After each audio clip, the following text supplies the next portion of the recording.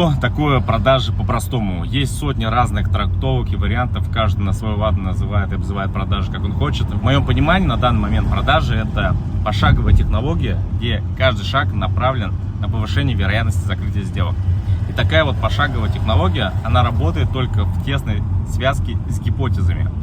Потому что у тебя должны быть десятки гипотез. Если какая-то не срабатывает, ты должен сразу умело и гибко применить следующую.